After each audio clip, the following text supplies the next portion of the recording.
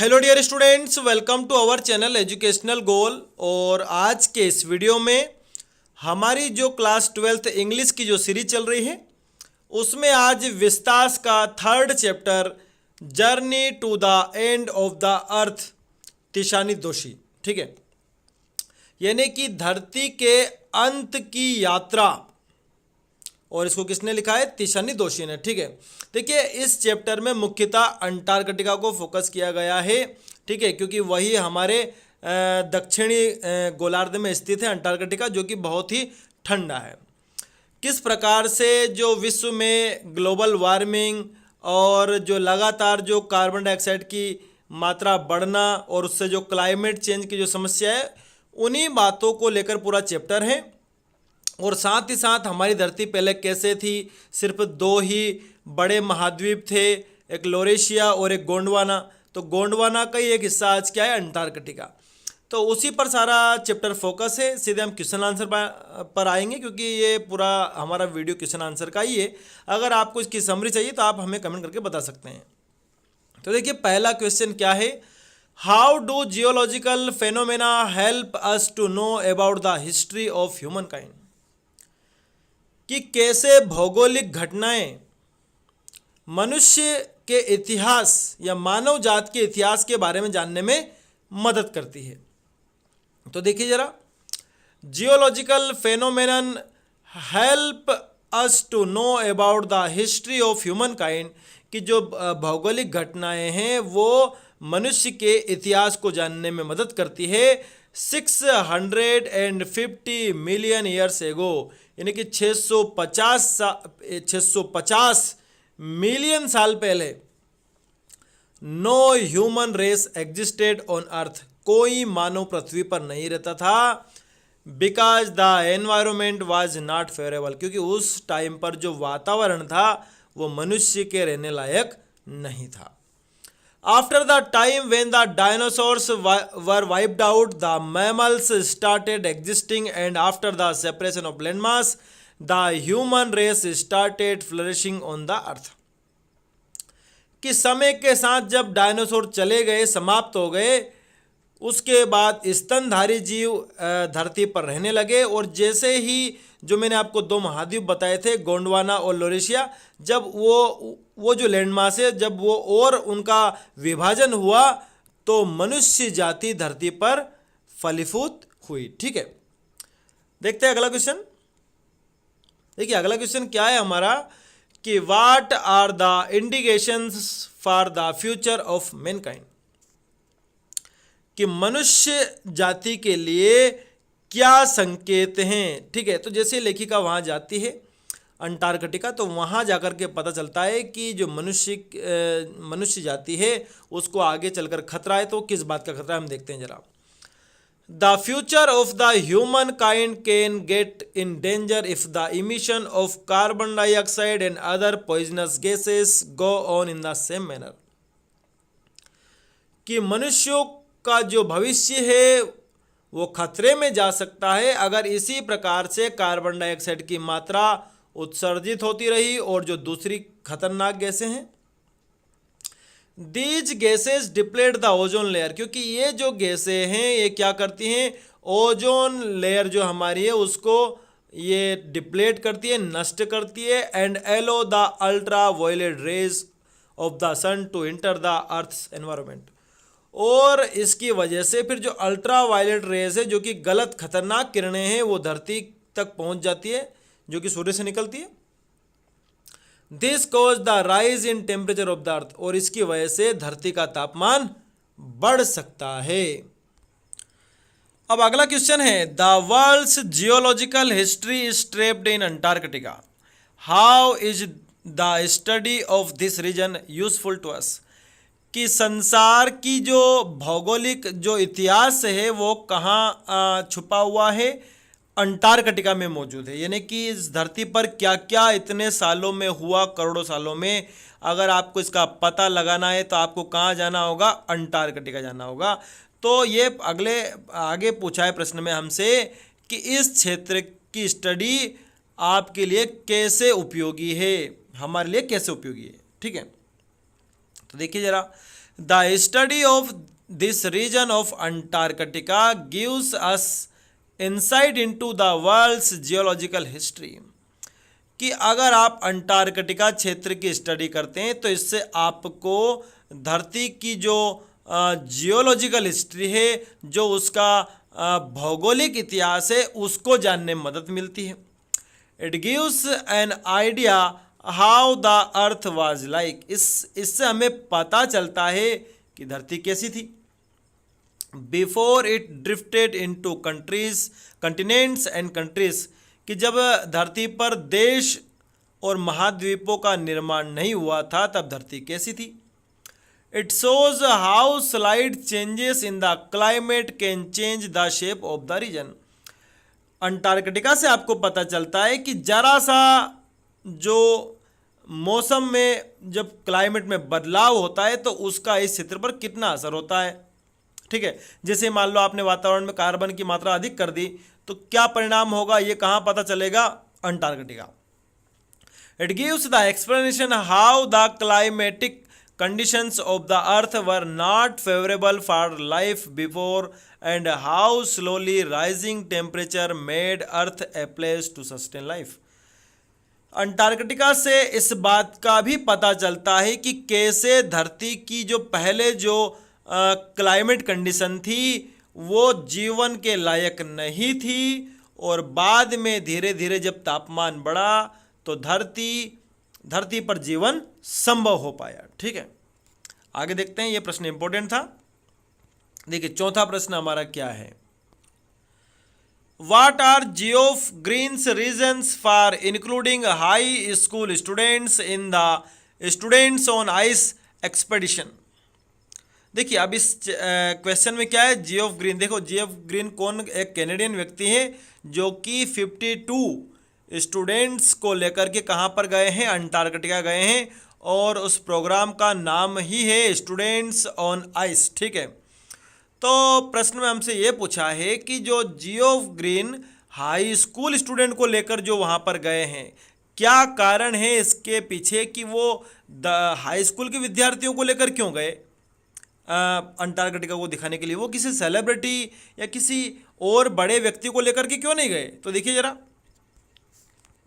Geoff Green started the programme students on ice for high school students because he wanted to give them an opportunity to understand and value our planet. कि Geoff Green ने जो programme start किया students on ice high school के विद्यार्थियों के लिए, क्योंकि वो उन्हें एक अवसर देना चाहते थे कि भाई वो हमारे इस प्लेनेट को समझे। कौन समझे, विद्यार्थी, क्योंकि विद्यार्थी बाद में देश का भविष्य होते हैं। वो कोई उनमें से पॉलिटिशियन बनेगा, कोई बड़ी सेलिब्रिटी बनेगा, कोई बिजनेसमैन बनेगा।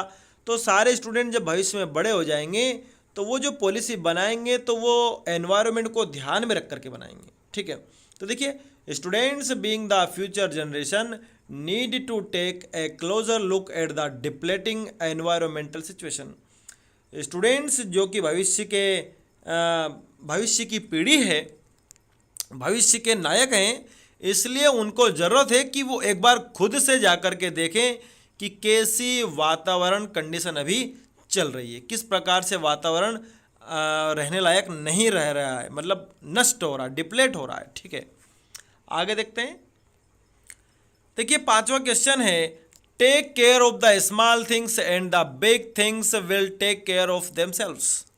What is the relevance of the statement in the context of the Antarctica environment. कि छोटी चीज़ों का ध्यान रख लो तो बड़ी चीज़ें अपने आप संभल जाती है। इस कथन का इस चैप्टर से क्या संबंध है, अंटार्कटिका के एनवायरनमेंट से क्या संबंध है। तो देखिए, अंटार्कटिका में एक पौधा होता है, बड़ा ही छोटा माइक्रोस्कोपिक प्लांट है, उसका नाम है फाइटोप्लैंक्टन। तो फाइटोप्लैंक्टन की वजह से जितने भी अंटार्कटिका के जीव हैं वो जीवित हैं, जैसे कि बड़ी व्हेल मछली हो गई, पूरी मैरीन लाइफ, जितने भी समुद्री जीव है सब उस पर निर्भर है, उस पौधे पर। तो वो जो पौधा है, अगर पर्यावरण में कार्बन डाइऑक्साइड की मात्रा बढ़ जाती है, ओजोन लेयर नष्ट होती है, तो वो पौधा समाप्त हो जाएगा। अगर वो पौधा समाप्त हो गया तो सारे जो जानवर हैं, जो भी अंटार्कटिका के जो जीव हैं जो समुद्र के अंदर रहते हैं, वो समाप्त हो जाएंगे। तो पौधा छोटा है लेकिन उसकी केयर अगर हमने कर ली तो बड़े से बड़े जो जीव वहाँ पर रहते हैं उनको बचाया जा सकता है।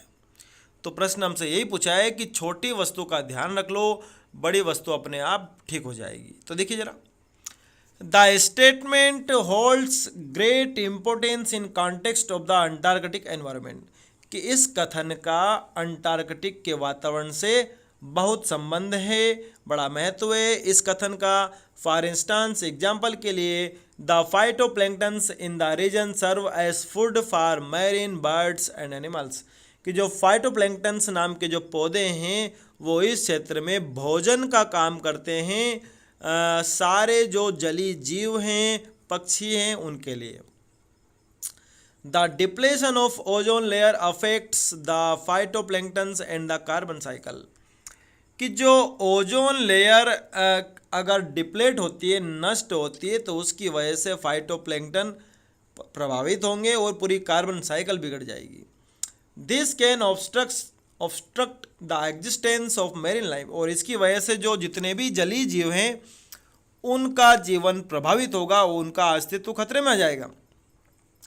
सो if the process carried on by these small grasses is taken care of, the process of the bigger animals and the birds can be taken care of. इसलिए अगर हमने इन छोटे से जो घास हैं, अगर इनकी प्रोसेस की हमने देखभाल कर ली तो बड़े जीवों की कोई चिंता फिर नहीं रहेगी। ठीक है, देखिए छठा क्वेश्चन है, why is Antarctica the place to go to understand the earth's present, past and future, कि धरती के वर्तमान, भूतकाल और भविष्य को जानने के लिए अंटार्कटिका ही वह स्थान क्यों है, यानी कि और कहीं क्यों नहीं जा सकते आप। तो देखिए जरा, Antarctica gives us an idea how the earth would have been like millions of years ago, क्या अंटार्कटिका ही हमें ये बात बताता है कि कैसे पृथ्वी कई साल, लाखों साल पहले रही होगी, and how it got divided into various earth masses, और कैसे ये धरती धीरे धीरे छोटे भूखंडों में बढ़ गई।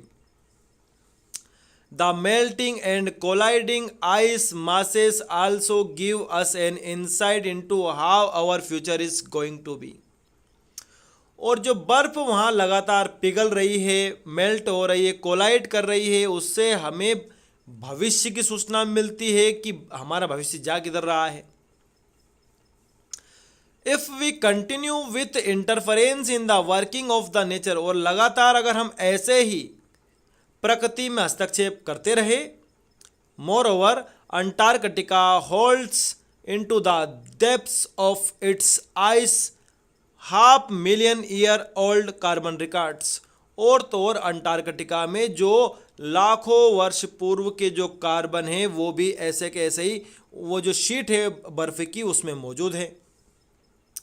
which are helpful in understanding the past, present and future of the earth, और जो हमारे लिए मददगार हैं ताकि हम धरती का भूतकाल, वर्तमान और भविष्य को समझ सकें। ठीक है, आगे बढ़ते हैं।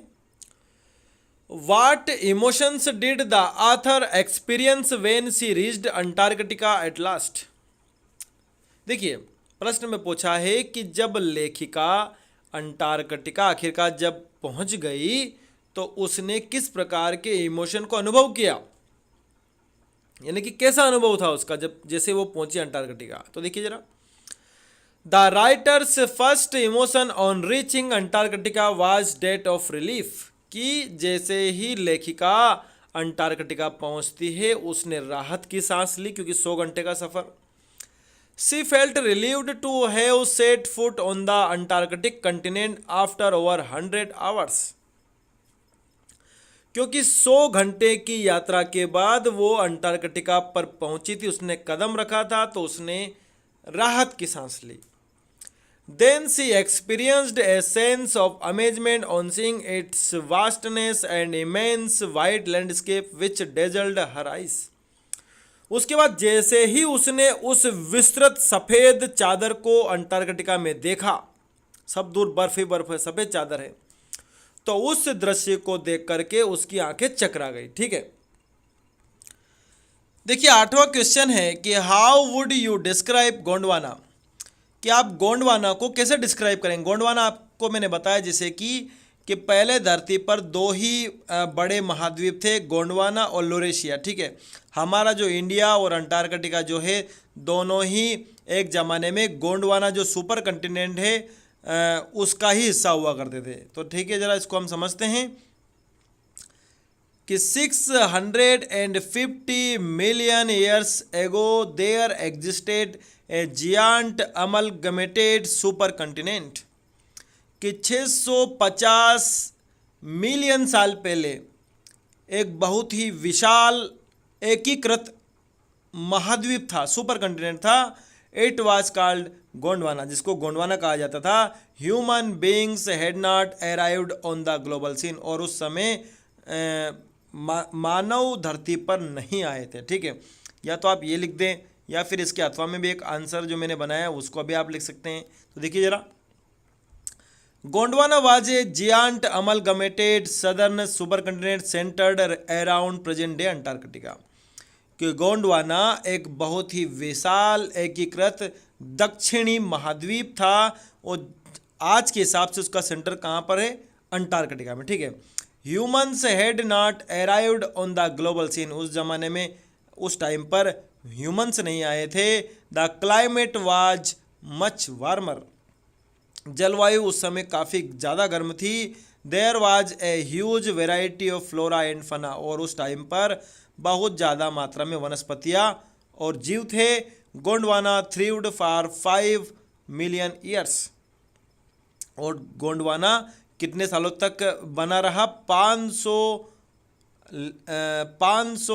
लाख साल तक वो बना रहा। यानी कि 500 मिलियन तक तो गोंडवाना था, लेकिन उसके बाद धीरे धीरे गोंडवाना जो है वो कुछ हिस्सों में टूट गया। उसमें से अंटार्कटिका भी एक हिस्सा है, उत्तरी अमेरिका, दक्षिण अमेरिका, अफ्रीका। ठीक है, सारे देश। आगे देखते हैं। 9वां क्वेश्चन है कि what is that thing that can happen in a million years and would be mind boggling, कि वो क्या चीज़ है जो लाखों वर्ष में हो सकती है और जिससे आपका दिमाग चकरा सकता है। तो देखिए एक ऐसा एग्जाम्पल आया है। एग्जाम्पल क्या है कि पहले हमारा जो इंडिया था वो अफ्रीका का हिस्सा हुआ करता था, लेकिन वहाँ से टूट करके वो भाग धीरे धीरे एशिया तरफ आकर के जुड़ गया और उसकी वजह से हिमालय बन गया, जैसा कि आज आप सभी देखते हैं। तो देखिए जरा, the author says that in a million years India में पुश नॉर्थवर्ड्स, लेखिका हमें बताती है कि लाखों साल में इंडिया धीरे धीरे उत्तर की तरफ पुश हो रहा है, जेमिंग अगेंस्ट एशिया, और लगातार जेम मतलब जाम कर रहा है वो एशिया तरफ, क्योंकि ऊपर चाइना है और लगातार इंडिया टकरा करके जो आज आप देख रहे हैं हिमालय, वो इसी की देन है, क्योंकि इंडिया अफ्रीका से सीधा वहाँ से कट करके ऊपर यहाँ चाइना के नीचे आकर के लगा है। It will buckle its crust and form the Himalayas, और वो जो चट्टानें जो टकराई हैं और उससे हिमालय का निर्माण हुआ।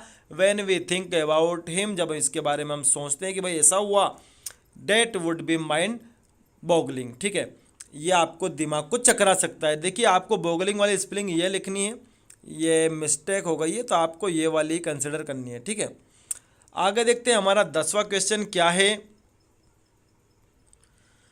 What respect Tishani Doshi's encounter with Antarctica is a chilling prospect, कि किस प्रकार से तिशानी दोषी जो कि हमारी लेखिका है जब अंटार्कटिका गई तो उसके लिए ये जो अंटार्कटिका जाना जो था वो एक चिलिंग प्रोस्पेक्ट है, मतलब एक कपा देने वाला। क्योंकि तिशानी दोषी कहाँ से आती है, मद्रास से आती है, चेन्नई से आती है, जो कि एक गर्म क्षेत्र है, लेकिन वो कहाँ गई है, अंटार्कटिका, जो बहुत ठंडा है। तो देखिए जरा हमारा उत्तर, the author remained there for 2 weeks, लेखिका वहाँ 2 हफ्ते रुकी है, कहाँ पर, Antarctica. For a sun worshipper South Indian, और एक ऐसे दक्षिण भारतीय के लिए जो सन की पूजा करता है, being face to face with 90% of earth's total ice volume was a mind boggling and chilling prospect. और जब ऐसा व्यक्ति जो जिसको रोज सूर्य देखने की आदत है, जब वो ऐसे स्थान पर जाता है जहां पर धरती का 90% बर्फ जमा हुआ है, तो जाहिर सी बात है उसको वो कपा देगा और उसके लिए उसका दिमाग भी चकरा जाएगा। और साथ में it was also a chilling experience for circulatory and metabolic functions and for imagination. और हमारे शरीर की जो गतिविधि है, मेटाबॉलिक फंक्शन है, वो भी प्रभावित होते हैं, क्योंकि हम ऐसे क्षेत्र में कभी रहे नहीं। अगर अचानक से अगर ऐसे ठंडे क्षेत्र में जाते हैं तो हमारी जो सर्कुलेटरी और मेटाबॉलिक जो फंक्शन है वो भी हमारे थोड़े से गड़बड़ाते हैं। ठीक है, देखिए अब 11वां क्वेश्चन है कि what is the visual experience in Antarctica, यानी कि जो अंटार्कटिका का जो दृश्य अनुभव है वो कैसा है। तो अंटार्कटिका में छोटे जीव भी हैं, बड़े जीव भी हैं, व्हेल मछली जैसे जो अंदर पानी में रहते हैं, छोटे आइसबर्ग हैं और किसी देश के बराबर भी आइसबर्ग हैं। तो देखिए जरा, in Antarctica the visual scale ranges from the microscopic to the mighty midgets and mites to blue whales and icebergs as big as countries। क्या अंटार्कटिका में जो दृश्य की जो रेंज है वो माइक्रोस्कोपी मतलब बहुत छोटे जीव से लेकर के माइटी मिजेट्स यानी कि जो छोटे बोने शक्तिशाली या फिर ब्लू व्हेल जैसे भी जीव वहाँ पर हैं, और साथ ही साथ जो आइसबर्ग है, जो बर्फ की जो चट्टानें हैं, वो किसी देश के समान भी बड़ी वहाँ पर मौजूद है, बेल्जियम के आकार जितनी। आगे देखते हैं, how has Antarctica sustained itself and managed to remain pristine, कि अंटार्कटिका ने अपने आप को आज भी अनयूज्ड कैसे बना के रखा है। प्रिस्टाइन मतलब प्राचीन, जिसका अभी तक भी उपयोग नहीं हुआ, यानी कि मनुष्य सभी जगह रहने लग गया है। पर्वत पे रह रहा है, पठार पे रह रहा है, मैदान पे रह रहा है, हर जगह जंगल में भी रह रहा है, लेकिन अंटार्कटिका में अभी भी लोग नहीं रहते हैं, सिर्फ वैज्ञानिक रिसर्च करते हैं वहाँ पर। तो हमसे यही पूछा है कि अंटार्कटिका ने अपने आप को अभी तक बचा के कैसे रख लिया। तो उसका मौसम बहुत ठंडा है, बहुत ही तूफानी मौसम है वहाँ का, यानी कि वहाँ बर्फीले तूफान चलते हैं, बहुत सूखा है, बर्फ़ जमी हुई है। तो देखिए जरा, Antarctica on account of being the coldest windiest and driest continent in the world, कि अंटार्कटिका संसार का सबसे ठंडा, तूफानी और शुष्क महाद्वीप है, has never sustained a human population, इसलिए यहाँ पर कोई भी मानवीय सभ्यता अभी यहाँ आकर नहीं रहने लगी है, एंड हैज़ दस मैनेज टू रिमेन प्रिस्टाइन, और इसी वजह से इसने अपने आप को अभी तक बचाए रखा हुआ है। आगे देखते हैं अगला क्वेश्चन क्या है हमारा,